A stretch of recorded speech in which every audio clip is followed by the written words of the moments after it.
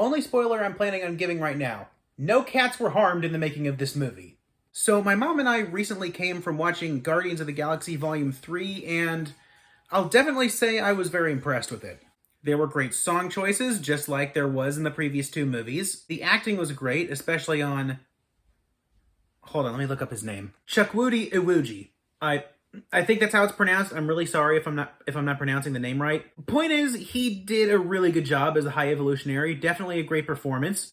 The acting and cinematography was also amazing. And the CGI and special effects looked absolutely beautiful in this movie. Plus the fact that the movie is just framed like a comic book in general. Like, if you've read enough comic books, you see a couple of different camera shots, and you can definitely get the feeling like it was filmed to be like a comic book. Not in the same sense as the Hulk movie, but the imagery is definitely there.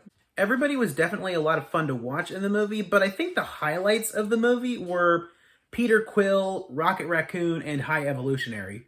I think all of those characters just stole the show in the scenes that they were in. Actually, I'm going to take that back. There was one additional highlight, that being Adam Warlock.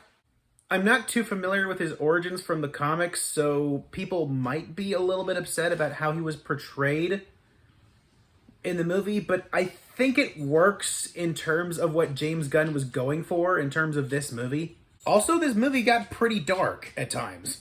Especially with certain scenes in the way that they're organized, the film, and you know that they're going to go a certain way, but you're not quite sure how they're going to go. And it works to make the darker scenes more impactful. This is a non-spoiler review and just initial thoughts, so I can't give away what specific scene I'm talking about. But when we actually get to how dark and how heartbreaking that scene is, it's actually really shocking. Like, they managed to present what you figured is going to happen, but they present it in a way that still shocks you. But overall, this movie is great.